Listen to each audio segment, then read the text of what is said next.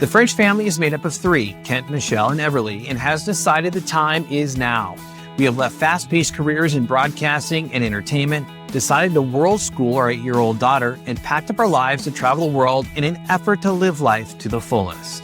Come with us on our podcast as we chronicle our journey around the globe, bringing you stories of Frenchitivity, which includes the 3 pillars of possibility, creativity, and tranquility, and ultimately learn what drives others to live life without a net. Here's some insight from our guest on today's podcast, Nicole Rose. The first mammal that I could get my hands on was a bat, and it was in the rainforest of Costa Rica. And it's the second smallest bat in the world. And with proper protection, my professors placed a little bat into my hand for the first time. And I was just looking at this little creature and I fell absolutely in love. And so that is really what set me on the path of bats. Nicole Rose, known as @Barefoot Biologist, is a field biologist with a focus on bats and a deep connection to the natural world. From a young age, she felt drawn to the wild, to animals, to open spaces, and to a different kind of life. With a degree in zoology and a van named Marsha, Nicole has chosen a path of exploration, curiosity, and quiet courage. Her story is one of science, self-discovery, and living in tune with the earth. If you enjoyed this episode, please subscribe to the Frenchitivity podcast on your preferred platform. We hope this conversation inspires you. Kent, Michelle, and Everly spreading Frenchitivity all over the world. This entire family creating possibilities all over the world.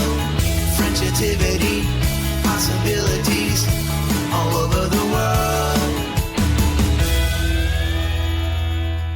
And welcome everyone to the Frenchitivity podcast. Kent and Michelle back with you and another very special guest joining us that aligns with our values, the creativity, possibility, and tranquility of Frenchitivity. And that would be Nicole Rose from the Barefoot Biologist. That is her handle on Instagram. And once again, we thank you, Nicole, for trusting us. A DM started this whole thing and now we're able to see you in person. So thank you so much for taking the time to chat with us. We appreciate it. Yeah, thank you so much for having me. I'm just as excited to get to know you guys as I hope you are to know about me. Oh my gosh. We were just chatting a touch off camera because, as Michelle mentioned, we can't talk too much because that's where the good stuff happens. So we want to save the good stuff for this podcast. And I was also telling you that we really don't know anything about you. We're coming into this thing a little blind, and that's exciting for us. We get to learn about you on the fly. And so going on your socials, I see you with a headlamp and with transmitters and bats and at Burning Man and insects. I mean, you're all over the place. So please, I'm going to start with kind of how did the Barefoot Biologist come to be? That's kind of a loaded question, but let's start there. Yeah, so I can go all the way, way back from when I was little, or I can give you kind of what it's turned into. So I'll pick and choose little bits and pieces. Beautiful. So yeah, the Barefoot Biologist, I'm still kind of figuring her out myself, but it's kind of turned into kind of a perfect balance between, healing within and kind of, I feel like biologists often get burnt out in the field. So healing ourselves within and then balancing that with going out into the world and trying to heal the world around us through conservation and wildlife biology. And so that stemmed from a little girl, probably like 3 years old, playing in Pennsylvania at my parents' campground and looking for frogs and floating down the river. And I think that's really, and watching a lot of Animal Planet. And I think that's really what inspired me to kind of chase this wild and crazy life that doesn't quite fit into a box, which is probably what you noticed on my social. That's what we absolutely love about anyone we have the opportunity to talk to, is that we love to talk about like shifting the paradigm and maybe what was expected or typical or traditional, or use any word you like, and how maybe some of us are trying to like flip that on its head. So tell us a little more about that. Like, what does that mean? Are you on the road right now? And how do you really weave in biology into your current adventure? Where does that fit in right now? Yeah. So still working as a biologist, but it comes in seasons. So there's a seasonal dynamic, or there can be a seasonal dynamic that comes with wildlife biology, or sometimes it turns into a permanent position that's like all year round. So for me, I kind of flip back and forth between the both of them. I just ended a permanent position to kind of dabble in the seasonality a bit more before potentially going to grad school. So yeah, I started off wildlife surveying across the US and then doing some long-term monitoring projects in Costa Rica and Belize. Most of my international work has been with bats. So that's kind of so far what I'm known for. But yeah, and then more specifically working with social communication and bioacoustics. And so in my next chapter, I'll probably bring in a couple more species outside of bats. Still love my bats. But yeah, with that, that's kind of brought me, like I said, into this seasonality position again. So the field season is during the summer months, and then that kind of leaves us wildlife biologists to play and explore in the winter. So I can dive into where exactly I am right now, but that's kind of the flow of the season. That's very cool. Yeah, we'd love to hear more about where you are currently. But is that so that nomadic lifestyle you kind of described is woven in sometimes, but it's still not really that traditional. So what sparked you to want to be moving around and be in different locations? The work, obviously where the work was leading you, but what else? It sounds like there's probably more to that story for you personally. Yeah. Yeah. So I kind of, before I settled down somewhere, I wanted to, first figure out where I really want my career to take off and also where I want my feet to eventually land. So with that, I am building out a van right now. Her name's Marcia. It's kind of turned into a classic van restoration project, more than just a traditional build. But yeah, she's a 1978 GMC Vendora. And the story with that is that I had bought the van back on the East Coast. And then as my work kind of picked up, it kind of got pushed to the side. But then, unfortunately, New York gets very cold, which is where I'm originally from. So just last week, I made the big decision to move across the U.S. to San Diego with a really, really sweet and welcoming family that I met at Burning Man. So there's kind of the Burning Man content tied in. And yes, they've been absolutely amazing at helping me set up and get ready for this big build. And this will take me through the winter.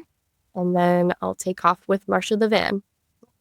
I love that. And you mentioned, so earlier when we asked you kind of how this whole Barefoot Biologist came into being, you gave us the why, but when was the when? When did you hit the road and start this incredible content that you're doing, an Instagram channel, and become the content creator and influencer that you are? Because it's so much fun to watch your stuff. Like I mentioned, I mean, headlamps and insects and all kinds of fun stuff that you have going on.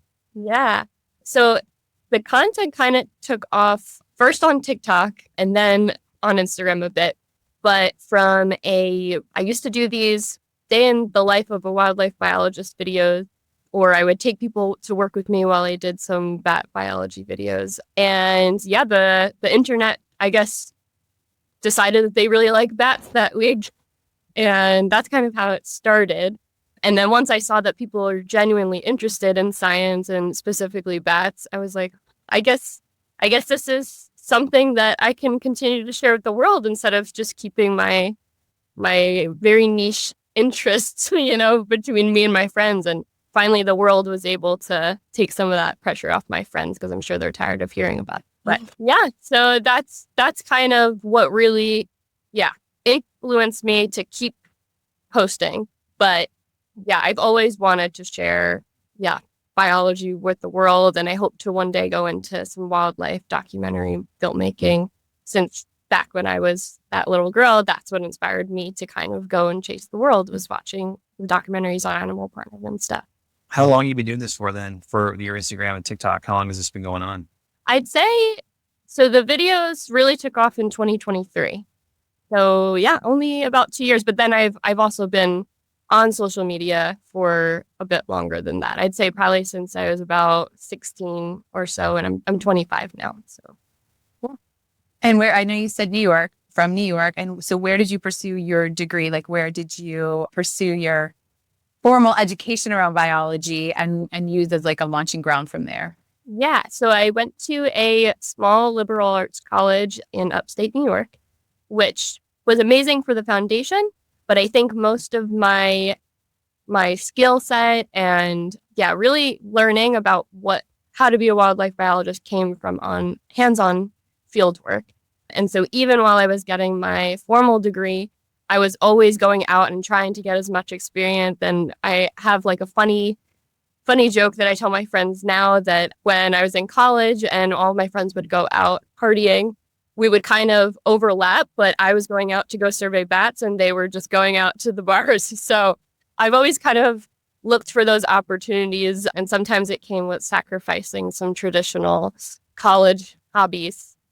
Yeah. So then after you then kind of launched, like, take us through like a day, a night, a day, a life in the life of when you go out to look for the bats or whatever other wildlife. Like, take us through. I mean, obviously people can see this as some of the things you post, but describe for us, take us through, like, how do you get ready? What time do you go? What are you looking for? What's like the best thing that you could actually find if you had like an ideal experience? Yeah. So it really, really depends on whatever position I'm doing. So there's the daytime schedule and there's the nighttime schedule. And the daytime schedule tends to be like acoustic surveying. So you go out and you set up recorders and you're driving really far distances and seeing beautiful landscapes. So a lot of what I've seen of the US has been through like acoustic monitoring.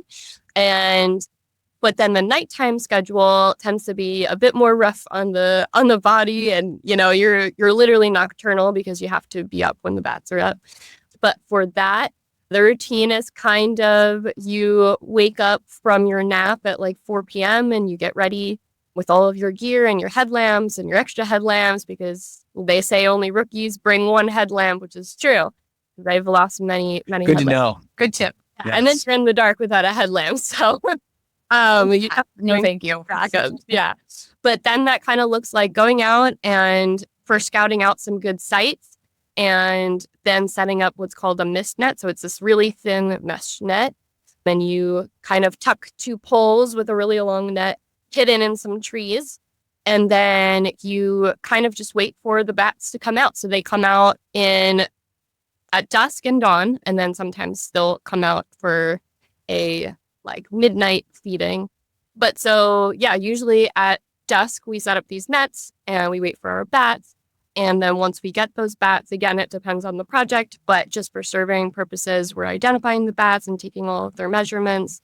And then we release them. So they go back and they continue feeding. And then we clean up all of our stuff.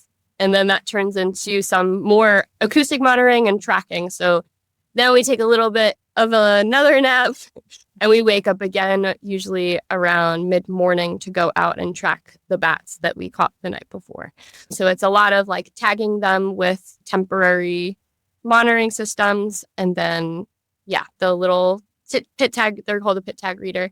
So those will either stay within the animal or we'll use like a radio transmitter that eventually falls off the animal. Either way, we're tracking them throughout the day. And then once the bats have kind of, hunkered down to take their own naps, that's when we sleep a little bit before we repeat the whole cycle over again.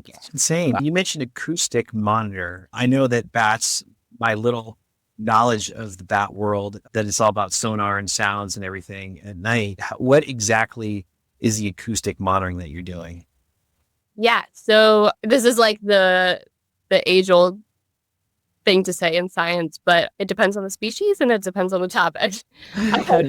Well, it really changes. But so for just tracking where the animals are located, and a lot of times those surveys are used by like consultants for, if like a company wants to build something, they have to make sure that they're not going to encroach on any endangered bat populations. So as a consultant, a company will hire a consultant to come and do the acoustic surveying. So either to see if there's certain bat species that are endangered around, or if we know that there's endangered species, then that's when we have to go out and do the radio transmitting. And so the bats get like a little bat backpack, and that's when we then go out and track them during the day with a radio transmitter to see exactly where they're roosting, to make sure that those trees aren't going to be cut down, or to make sure that whatever they're building isn't going to, disturb the bats that are roosting in that. Never. It's just stuff I never would have thought about. Duh. Well, and I think that, taking the career that could be like I don't even know that a biologist is a traditional career, but a career that is a career path that we can understand. But again, you've kind of taken it and flipped it and you do it in your own way. Mm-hmm. I think the way also that you use social media is super enlightening for a lot of us in showing how we can use social for so much good. And like you said, people like on the internet were like, yeah, we totally want to know about the bats. And you're like, this is so cool. So being able to really use a medium that you've grown up with, but that has, some questionable things sometimes. I think you're just utilizing it in a way that is very powerful. So do you want to add anything to that about like your view on social and how utilizing that platform has really like enhanced and expanded your life and your work? Yeah. So you're totally right in that social media can be used for good or not so good. And within the wildlife community, we try to do a couple of things. One, create a positive perception of whatever animals we're working with, and especially in animals that have quite the stereotype like bats and sharks and snakes.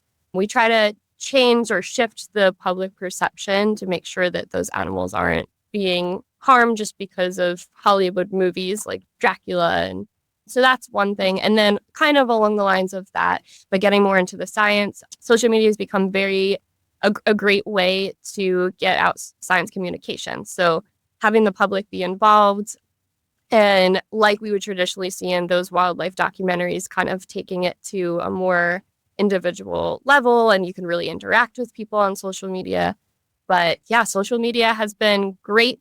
I would say great for the wildlife community, and also great for young or early career scientists or potential scientists that really want to get involved, but they don't really know how. And so I know myself and a couple of other women around my age have kind of become like big sisters for the younger generation who really doesn't know how to get involved or how to become a wildlife biologist. That is awesome. You think That's so biologist empowering. too. You think biologist, and sometimes it doesn't have that cool factor. Yeah. And you have given it an ultimate cool factor. Like looking at all the stuff that you're doing is like, I want to do that. Yeah. And bridging exactly what you just spoke to, like bridging the like, oh, that would be really interesting. I think this animal, like young people, I think this animal is very cool, but I don't know much about it. And like finding new ways to be able to explore and then see that there's a career path in that as well. I mean, I just think you've hit so many dynamics that are important. And I'm glad for you and the big sisters. Well, that's for having an 8-year-old daughter. We're like, watch Nicole. Yeah. Yeah, and she's doing. Yeah, them having empowering role models and seeing this like unique way of doing things. So it'd be really cool. Yeah. Okay, can I ask? I gotta ask a question. Yeah, please. I've got mine lined up. But Well, go. I mean, I won't forget my question. we were totally gonna stop at each other because we were like, we totally want to ask you all these questions. I have to go back though. When and why and how did you establish an infatuation with bats? Okay. This is an easier question for me to answer because I get why. So from the time I was really small, always said I wanted to be a wild animal doctor. So when all of the kids in my class were like, I want to be an astronaut, I want to be an artist, I want to be the mailman, like I was like, I want to be a wild animal doctor. And so my parents were like, well, we don't really know what to tell you, and we don't know, how you're supposed to be a wild animal doctor. So they said, well, maybe you should go to vet school. But I knew that I didn't want to be in a office, even if it was to see animals. And so I kind of put the wild animal doctor to the side, and I was like, okay, I'll just study zoology. So my formal degree is in zoology with a minor in sustainability. And I was like, I want to become a wildlife biologist, and I don't know how exactly I'm going to do that, but I want to work with large mammals. And so I pictured myself working with like big cats or giraffes or elephants. And I still might one day. But the first mammal that I could get my hands on was a bat. And it was in the rainforest of Costa Rica. And it's the second smallest bat in the world. And with proper protection, my professors placed a little bat into my hand for the first time. And I was just looking at this little creature. and I fell absolutely in love. And so that is really what set me on the path of bats, because they're just so mysterious. Like now we're starting, because of social media, seeing a bit more about bats. But before, we didn't really know too much. And so bats are just so interesting and so amazing on so many levels. Then I could get into that a bit more if you're interested. But I just fell in love with this tiny critter, which is so similar to humans. And it's, for us, is history. That is so cool. Yes. What's the most interesting thing about a bat that we maybe wouldn't know? That you wouldn't know. Okay. So some easy ones are bats are not blind. Yep. Everyone thinks that they're blind. They are not. They can see pretty well. And of course, they rely on echolocation, which is what most people are more familiar with. But there was a video that came out a couple of years ago that went pretty viral on, I think, YouTube. And it was basically how the world would end if bees disappeared.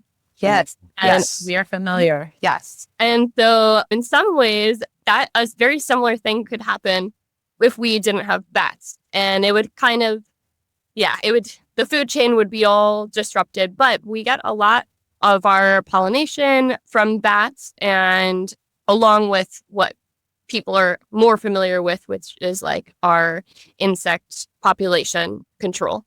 And so they're amazing pollinators. I don't know how family friendly this is, but we wouldn't have tequila if we didn't have bats. But no, if you're going down that road, that's right up our alley. That's You're doing friendly. no, it's very family friendly. Yes, absolutely. Yes. So the agave plant is pollinated by bats. And so if you like tequila, you like bats. If you like bananas, you love bats. And they're some of our world's most incredible pollinators. They're also highly, highly social. So that's something that I have studied in the tropics. And they're very, very similar to humans, both in their sociality and also just that they're mammals and we're mammals. So there's a lot of biomedical research that goes into bats to kind of help humans in the long run. They have very, very low rates of cancer, which is a big study in human medicine. And they also don't age like a lot of other mammals do. So they have really long lifespans, but they're such a small critter. Yeah. So there's a lot that can be studied. Fascinating. You do a whole podcast, like a whole series on bats. Yeah. My gosh. I'm blown away. Well, and I love too, you making parallels of in a safe and very humane way to study this creature that could teach us something additional about our own humanity and how we do that in very respectful, curious ways versus sometimes we perceive harmful ways. And how do we do research if we can't, find something similar? So it's just describing the way that we can just measure things and watch them and understand more about them can teach us something about our own humanity, which is so beautiful and really kind of the point in general.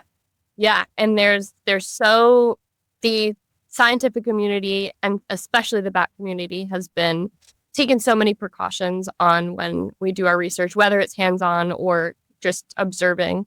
And yes, we take it very seriously because at the end of the day, we love bats more than anyone, and we want to make sure that each individual is taken care of.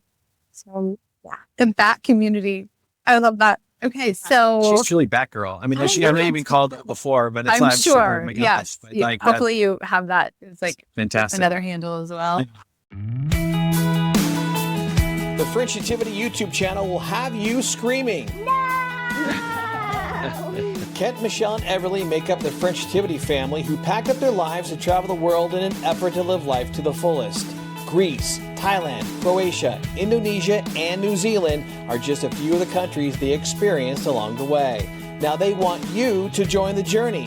Subscribe to the Frenchitivity YouTube channel to see the world with Kent, Michelle, and Everly, one adventure at a time. One question. When are we going to post this? I don't know which directions you want to go, but I have a curiosity about something you said kind of at the beginning, that you're on this adventure now. We can talk a little bit more about where all you've been, but that you take this opportunity to travel and to be different places for a healing process as well. So can you talk a little bit about how travel or being able to be in the tropics and be in Belize and your studies and where you are now, how that is really kind of part of your own healing process? Yeah. So there's so many different avenues to how travel impacts our mental and physical health. I'd say for me, it's definitely been just really paying attention to my mind, body, and spirit on where it feels the most at home. And that definitely draws me to the warmer weather, like I'm sure it does most of us. But really, it's also taught me a lot about discipline. So making sure that I am really taking care of myself, because it's very easy to slip away from that when you're traveling, and especially when you're working and traveling.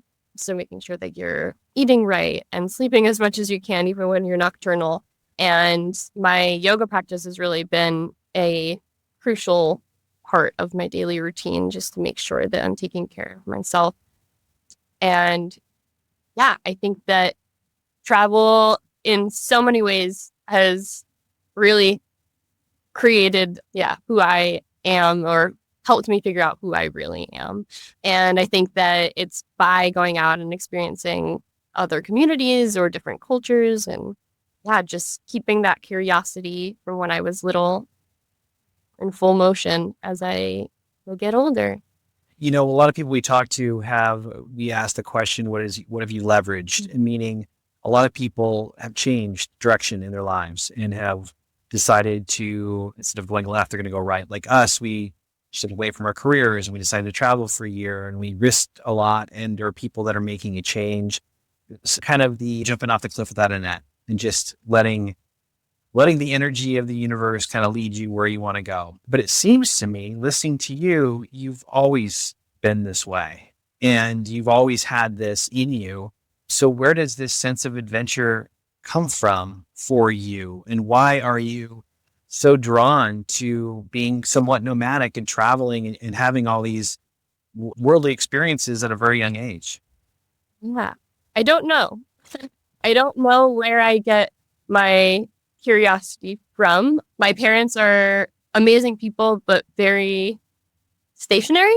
So they don't go very far. So maybe it's because of that. Maybe because I didn't grow up really going that far, I've had this curiosity. But I think what you said is true, that I have kind of somehow always known like what I really want out of the world and what I really am passionate about. And as I travel, I think it's kind of just honing in on what exactly that might look like. And kind of one time I was roaming deep in the Oregon high desert, and I was like, what am I doing this for? Like, what really am I doing this for? Where do I really want to go? And I don't exactly know how I'm going to get there right now, but the sentence that kept coming back to me was peace on earth. Like, I want to create this peace on earth, whether it's like in a holistic way or health and wellness way, or outside for conservation, or both. So right now I'm developing a few things on kind of intertwining those. But yeah, I don't know where it came from, but I know it's always been there, and travel has kind of helped me discover where I'm going to go with it. I got one more. When it comes to that and this lifestyle that you have, you mentioned your parents, a little bit stationary, and you also mentioned when your friends are going to the bars, you were going to the bats. So Cool. That being said, what's the reaction been in your community with your friends and family about this lifestyle that you created and this incredible career that's really unfolded in front of you? Yeah. So I definitely experienced a bit of, I guess, like loneliness, like with people around my age, some self-inflicted, like I chose to go out and do those things, but it's always been a bit harder for me to relate and for people to relate to me, because I just have such this adventurous spirit, and I'm learning that it's not a bad thing now, but for the people around me, it's kind of, eventually I think they've accepted like, okay, she's a little kooky and she's going to go and disappear into the jungle, and we'll see her when she gets out. And then for my family, pretty early on, I think they they decided to get on board and be supportive rather than, just try to hold me back because they knew it wasn't going to work. So yeah, my first trip out of the country, I was 15 and I went to the Galapagos Islands. And from that point on, I think they were like, well, just make sure you share your location and we're proud of you. Awesome. Yeah, that's great. Yeah. That's great. I mean, that having that support and that like kind of unwavering, like let you become who you're meant to be. Just let you become whatever that version is. So that's wonderful. One question we actually do ask pretty often when we're speaking with people who travel and choose a traveling lifestyle is actually directly related to what you just mentioned, that sometimes it can be lonely. So I'm curious, especially since you now have moved across the country in a semi-permanent way and have found yourself on the West Coast with, it sounds like someone, very supportive people around you. But we experienced that as well. Like building community when we were traveling became so important. And we had our family, we have each other, we have our daughter, and that was very fulfilling. And also sometimes we're just needed people, community, something happening. So can you talk a little bit about that? Like how, you have your baths, so that's cool. But when you're not maybe on a work site or working specifically with a team, how have you handled just, being out there on your own? Yeah. So it's definitely been a struggle. And I think that's something that whatever way we travel, it's all like a very similar thing, whether it's van life or international travel or wildlife, we all kind of feel this bit of loneliness. And I think for me, I've figured out that just really being like present and immersed in wherever I am kind of takes that away. For a while, it was really hard for me to learn that it's okay to say goodbye. Like, I'll see you later. So goodbyes were really hard for me for a while. And I think now it's just, that keeping that presence on where I am. And instead of looking at it like, oh, I'm leaving this community or I'm leaving these friends, just being thankful that I have all these friends all over the world. And I think that's been, people ask like, you're always somewhere random. And it's because a lot of the time I'm going back to those places to go visit friends. And so even though I don't see them every day, I think that just, keeping in contact with the people that you meet along the way, along with just being present in the moment, has kind of relieved some of that loneliness. Yeah. What have you enjoyed though about kind of doing a lot of this stuff solo, and what do you look forward to with Marcia? Yeah. That sounds weird, but Wait, and why is she Marcia? I want to know. Is there Marcia, why is there? That's a good question, Marcia. So every time I say Marcia, it's usually someone, the next generation or the generation before me goes, Marcia, Marcia, Marcia. I almost did that. No, I almost said that, and I didn't because I didn't know if it was going to go over very well. No, so she's going to be like, I don't even know what you're talking about, but you did know. But I'm glad you didn't do that. Yeah. So Marcia just sounded very 70s. So she's a 1978. So really for that. But then there's also some like well-known activists like Marsha P. Johnson from the 60s and 70s. And just like a very funky name to give a van. So yes, before she was Marcia, she was actually Bonnie. And that was because I think that the dealership was called like Brunel's or something. So now her full name is Marcia Bonnie Rose, is my last name. Rose. Beautiful name. I like it. I really like it. So did you have more to your question about that? As far as just, I know, there's this loneliness that you talked about and rightfully so, but has there been something you've enjoyed about doing what you do solo alone? So the solo travel has been something relatively new to me still. And I do love it. Like I love just kind of really thinking about what I want to do on the daily instead of always having to conform to a group. There's benefits to both, but I think allowing myself to be a little bit selfish in a way and in small things, like just what do I really appreciate about my morning routine, or where do I really want to go today? And that's something that I never really got to do before, was really just figuring out who's Nicole and what does she want and try to incorporate that more in wherever I go next. So with Marcia, I think we'll get a lot of solo time and be able to venture where we really want to go. Yes. And with Marcia, I know you said you're doing a full build out. So will this be van life? Will you be venturing into you and Marcia are van life people? I might do a bit of van. Well, yes, I'm sure I'll do a bit of van life. But the van was kind of a way to give myself the freedom that I need for work. So with the seasonal jobs, you sometimes don't know exactly where you'll be working. And I don't necessarily want to commit to one place because I still want to explore some really fun opportunities before grad school. So Marcia kind of gives me the freedom of that, but also the stability of having a home on wheels. So the perfect combination. So I might do a bit of van life, but it also might just be stationed wherever my next position is. That's a huge community out there, van life as well. Yeah, we've kind of scratched the surface a little bit in our travels with van life, so it's pretty awesome. But now outside the U.S., though, I know you've touched on some of the amazing places you've been in the world. I mean, 15 going to the Galapagos Islands. I mean, seriously, that's phenomenal because that's like on our bucket list right now where we want to go.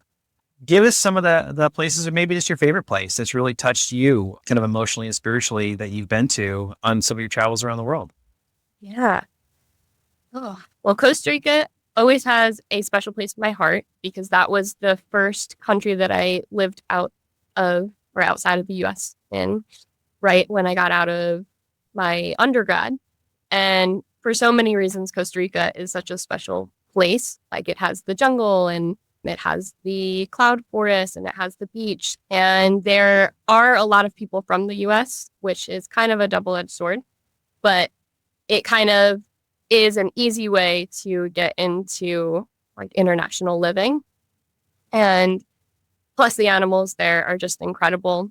But I would say my favorite place has probably been Peru, which was one of my most recent trips. So I was in my off season.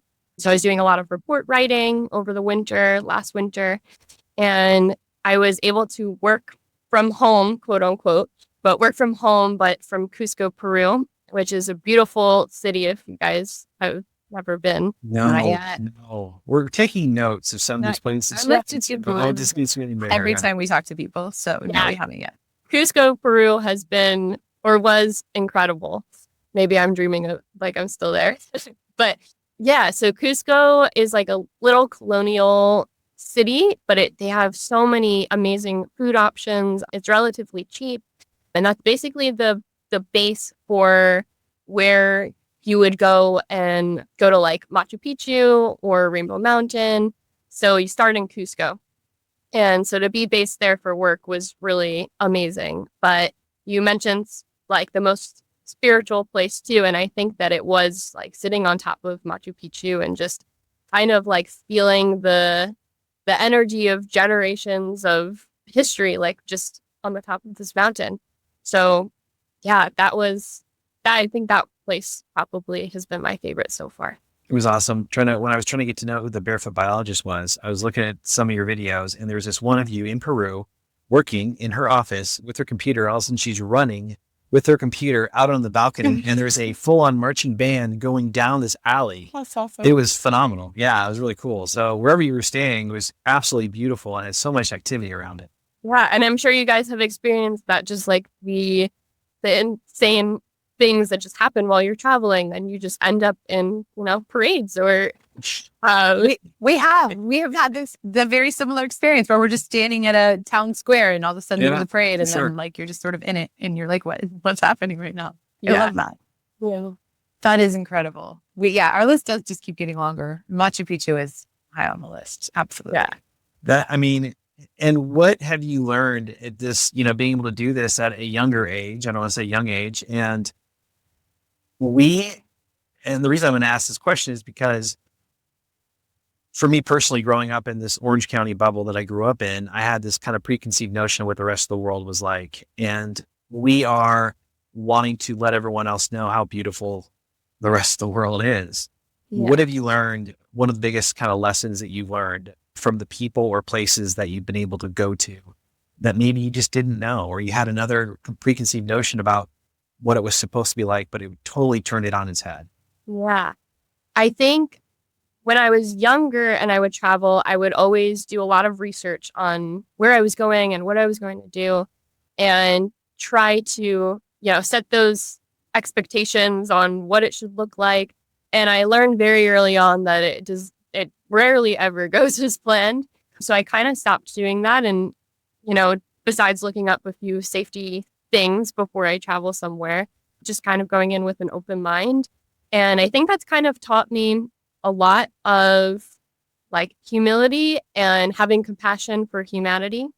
And I think that's my favorite thing to bring back is the stories to my friends and family of just how beautiful the world is and how kind people are all around the world, and kind of break some of those stereotypes that certain countries might have. And I've also learned that places, for the most part, are a lot safer than we hear about in the US.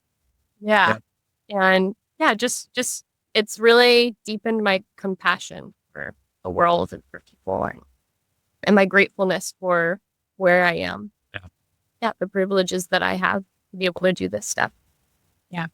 We could not concur more with all of that. That like our experience is that when you show up fully human, fully as yourself, like it's really just about that, like just getting to know another person, another human, and how beautiful it could be if you're just curious, and how being wise but being safe is something that is much easier to do than sometimes perceived. And just going into it like you described, with this approach of like, what am I going to get to learn?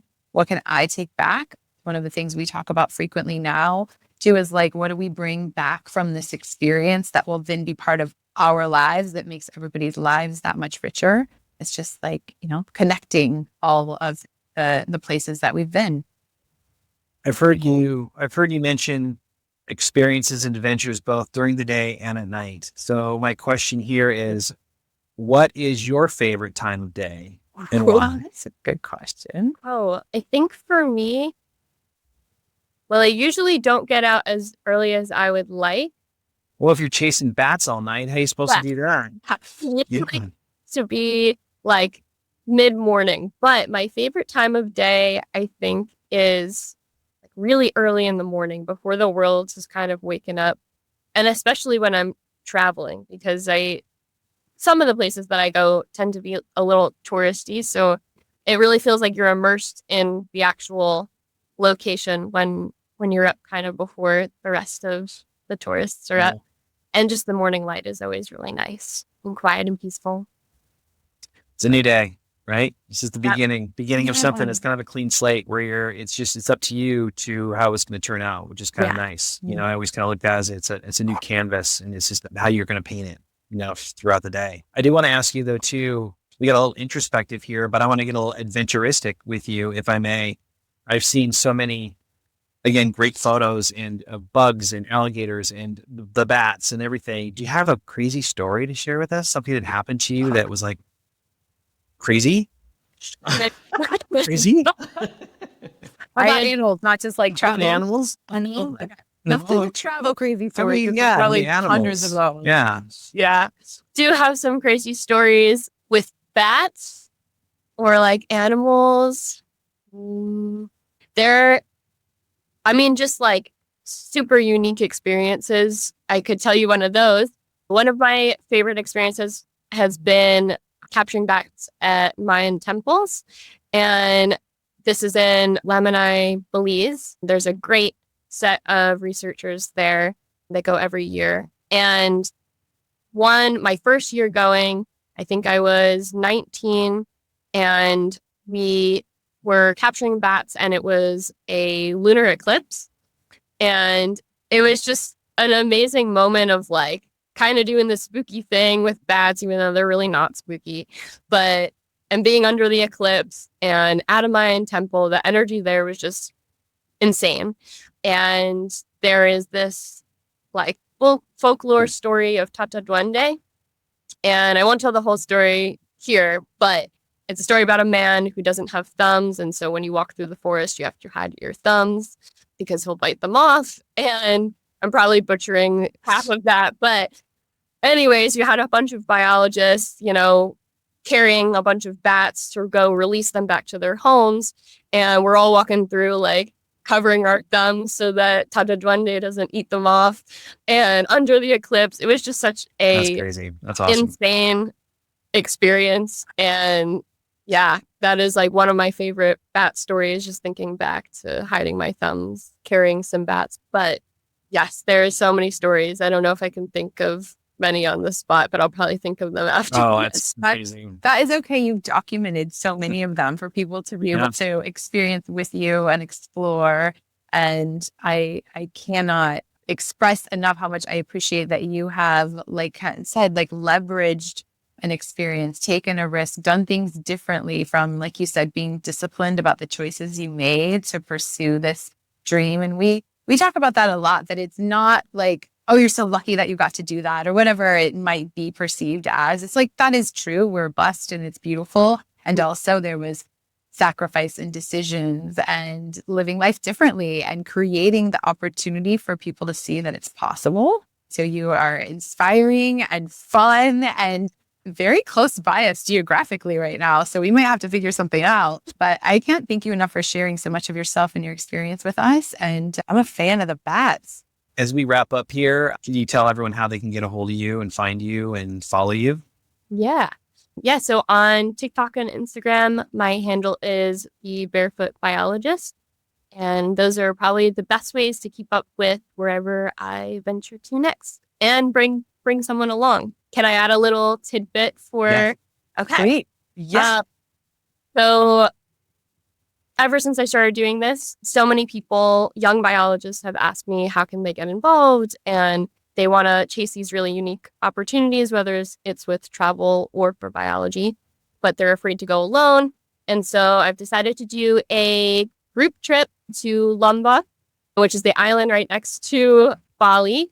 And it's going to be a coral restoration project. So anyone who is interested in getting involved, whether you're a biologist or just want to see some coral, that is an opportunity that's out there to come and travel and get to make that friend. Incredible. And on our journeys, we looked for those kinds of projects for our family to volunteer, participate, or even just go on a curated trip. And we were in that area. And so we absolutely admire and love that you're doing that. And I think you're right, for someone to be able to like scratch the surface of travel and what's it like and what's possible if you can go with a group and you're curating this perfect experience, like that is awesome. And what a great way to leverage your experience too and continue to grow and show other people. Unfortunately, we need to go, but I would like you just to leave us with a piece of advice for other young people, young women in particular, that want to kind of chase their dreams and do what you're doing. And you mentioned that sometimes it was lonely, sometimes it was difficult to take another path, but you've trudged through and you're on the other side and it's beautiful. What type of advice would you give other people? I think that whether you are looking for opportunities or you're already in your career and it's just feeling a bit tough, the best things will come after some strong persistence and being consistent, and it'll all work out in the wildlife field, and we need you more than ever. So if you're interested in wildlife, go chase those tigers. Nicole Rose, well said. Thank you so much for doing that at the Barefoot Biologist. Nicole, thank you for joining us. It's been a true pleasure, and we look forward to following your journey down the road. Thank you guys so much for having me. Hey everyone, I'm Michelle from the Frenchitivity family. Our family has traveled the world over this last year, and the comment that we get most often is, how did you pack? Which I'll be happy to share. But the other question that we've been getting a lot lately is, how did you do it? How did you get your family ready to travel? What was that experience like? How did you make it a reality? So I've been thinking that we'd like to share some of those tips with you, and I'd really like to see if we could get some founding members together. We'll be forming it together live. Just send me a DM if it sounds interesting to you, because I've got some ideas. The Frenchitivity YouTube channel will have you screaming. Kent, Michelle, and Everly make up the Frenchitivity family who packed up their lives to travel the world in an effort to live life to the fullest. Greece, Thailand, Croatia, Indonesia, and New Zealand are just a few of the countries they experienced along the way. Now they want you to join the journey. Subscribe to the Frenchitivity YouTube channel to see the world with Kent, Michelle, and Everly, one adventure at a time. One question. When are we going to post this? Hi, you reached Kent, Michelle, and Everly French. We're unavailable right now, but please leave your name and number at the tone, and we'll get back to you real soon from somewhere around the world.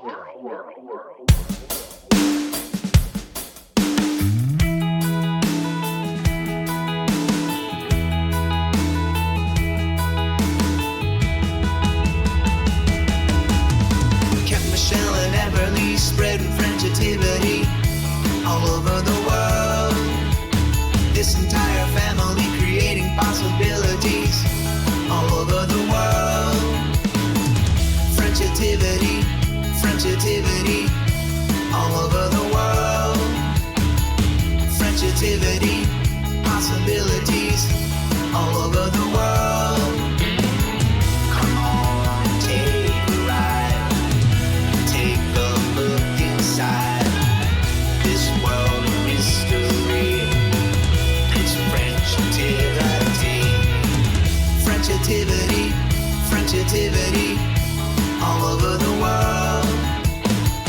Frenchitivity, possibilities all over the world.